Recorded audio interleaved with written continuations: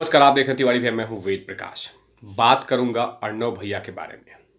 जो कुछ हुआ अर्णव भैया के साथ वो बिल्कुल गलत हुआ और ये होना भी नहीं चाहिए था, क्योंकि एक देश के रेपुटेड और एक टैलेंटेड पत्रकार हैं।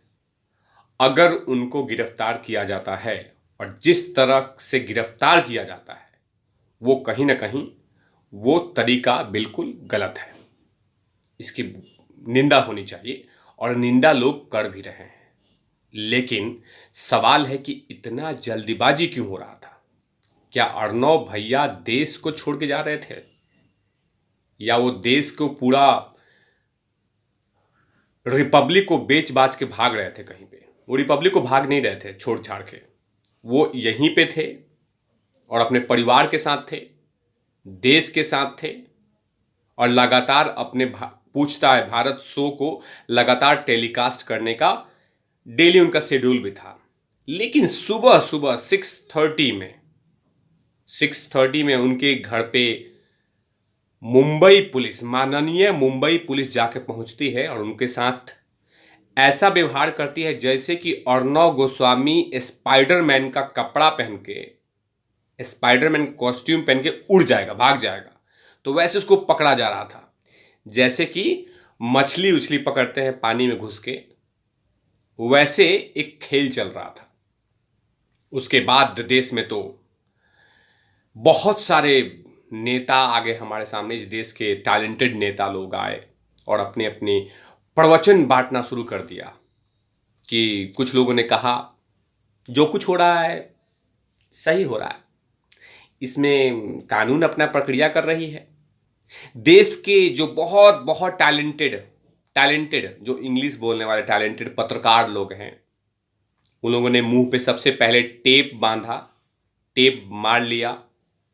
लेकिन इसी देश में किसी मशरूम पत्रकार को गिरफ्तार किया जाएगा, गिरफ्तार किया जाता है किसी दूसरे मूवमेंट में, तो छाती पीटने के लिए ये लोग जंतर मंतर और बहुत सारे जगहों पे पहुंच के वहां पे अपना तंबूरा गाड़ के मंडली करना शुरू कर देते हैं कि अर्ण ये गलत हो रहा है, लोकतंत्र का चौथा स्तंभ हिल रहा है, लोकतंत्र का चौथा स्तंभ कलर फेड हो गया है, लोकतंत्र का चौथा स्तंभ टूट के गिर गया, लोकतंत्र के चौथे स्तंभ में छेद हो गया, लोकतंत्र के चौथे स्तंभ में सीमेंट झड़ रहा है। तो इस तरह के तमाम शब्दों का इस्तेमाल होता और अपना दुकान मंडला मंडली चलते रहते, रात भर ये लोग अपना झाल तंबूरा बजाते रहते कि ये सब चीजें गलत हो रहा है। लेकिन सवाल सिर्फ एक है कि माननीय मुंबई पुलिस, इसको इतना जल्दीबाजी क्या था?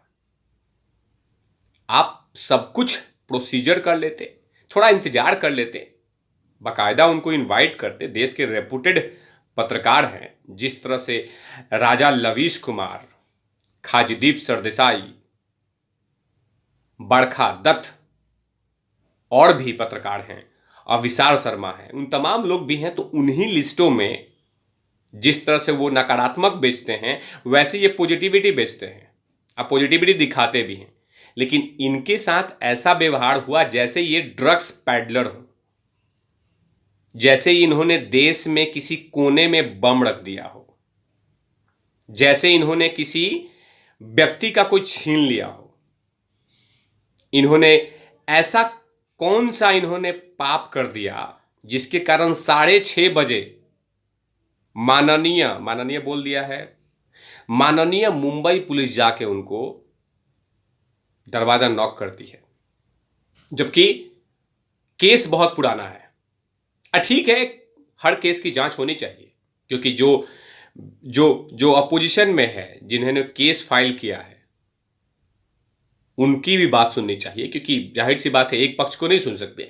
लेकिन जो 6:30 बजे जाना, क्या माननीय टैलेंटेड मुंबई पुलिस के पास क्या एक ऐसा कोई सूत्र था कि अर्णव भैया सुबह 10 बजे की फ्लाइट से लंदन भाग रहे हैं, या ट्रंप की जीत पे बधाई दे रहे हैं? क्योंकि आज अमेरिका का रिजल्ट भी आ रहा है जिसमें ट्रंप चचा पीछे चल रहे हैं और जो उनके अपोजिशन में खड़े थे बाइडेन, वो आगे चल रहे हैं लेकिन सीटों से पीछे चल रहे हैं। लेकिन क्या उनसे मिलने का प्लान कर रहे थे कि अर्नब गोस्वामी जाके वहां मिलना चाहते हैं, वहां पर जाके ट्रंप से बोलना चाहते हैं कि Trump, I want to start republic Bharat in America, can you give me chance for in New York?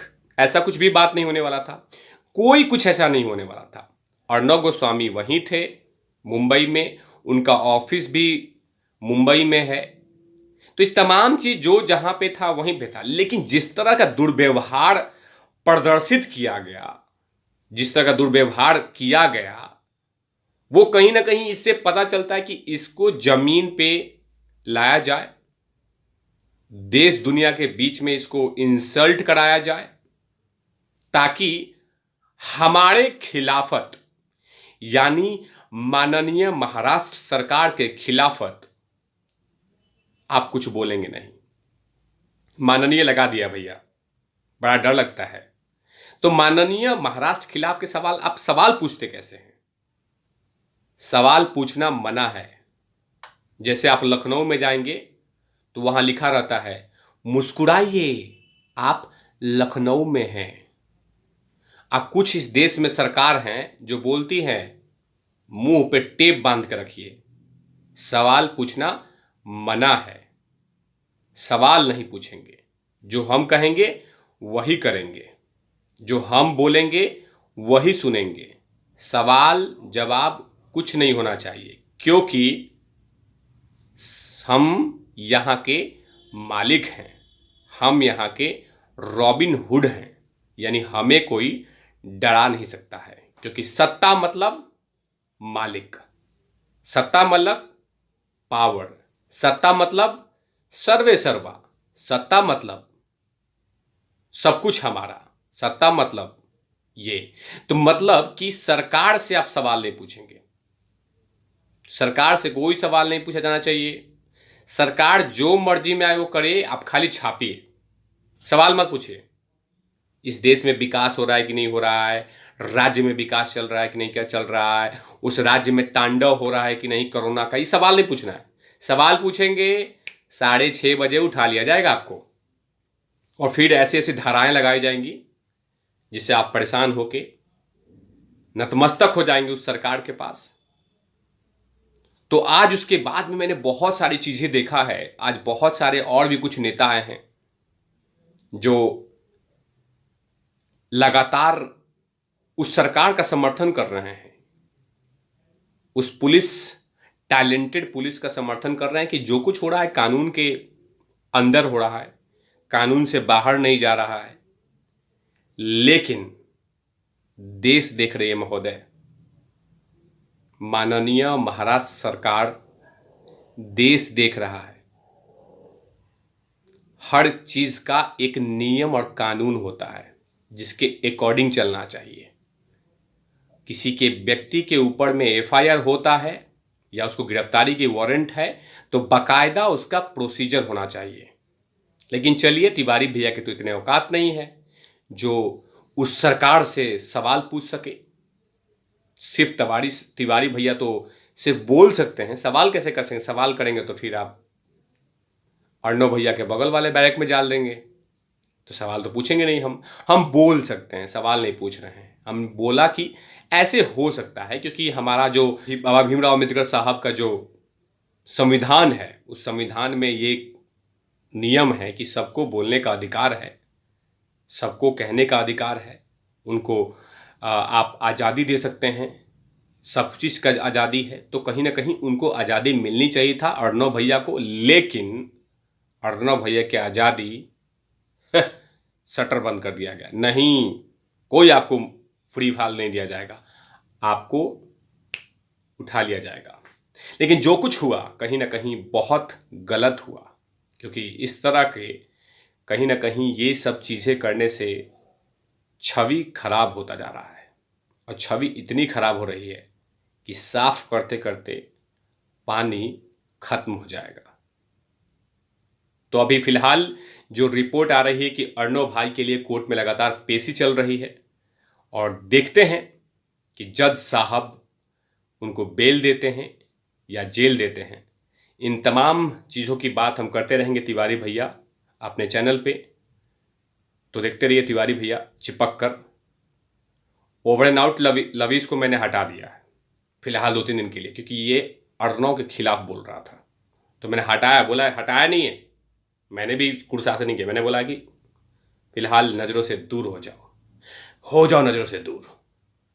तो ओवर एंड आउट तिवारी भैया।